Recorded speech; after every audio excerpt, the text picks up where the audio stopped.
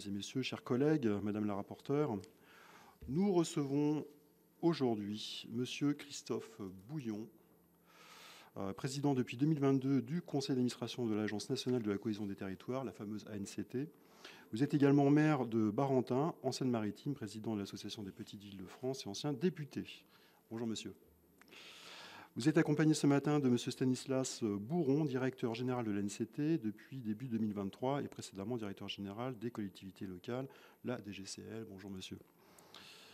Je vous remercie pour votre présence ce matin chez nous au Sénat. Vous êtes aussi évidemment chez vous.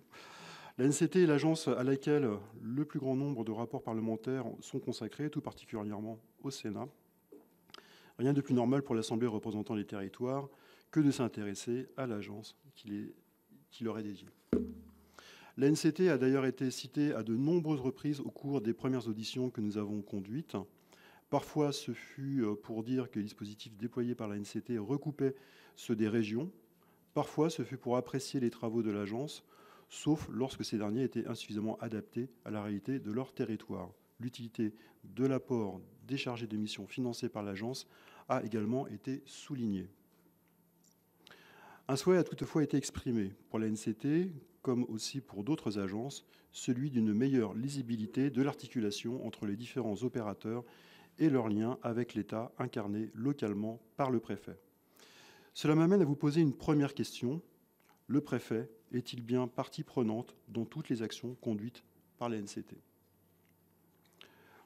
Vous nous présenterez bien entendu ce que l'ANCT apporte aux collectivités. J'ai une deuxième série de questions à ce sujet. Votre agence apporte de l'ingénierie, mais de quelle ingénierie s'agit-il exactement ? Ingénierie financière, technique, juridique ? En quoi cette expertise se distingue-t-elle ou arrive-t-elle en complément de celle apportée par d'autres agences telles que le CRMA, l'ADEME et l'ANA ? L'ANCT nous intéresse aussi car elle est l'archétype même de l'agence censée assurer la mise en œuvre d'une politique publique conçue par l'État et par un État stratège. Mise en place au 1er janvier 2020, l'ANCT est jeune, mais sa croissance est rapide et permet de dresser un premier bilan de son action. J'ai deux dernières questions. Avez-vous achevé la fusion des trois organismes dont l'agence est issue, à savoir le Commissariat général à l'égalité des territoires, l'Agence du numérique et l'établissement public national d'aménagement et de restructuration des espaces commerciaux et artisanaux, le fameux EPARECA. Une fusion avec l'ADEME et le CRMA est régulièrement évoquée. Garantirait-elle une meilleure efficacité et une plus grande lisibilité pour les collectivités locales ?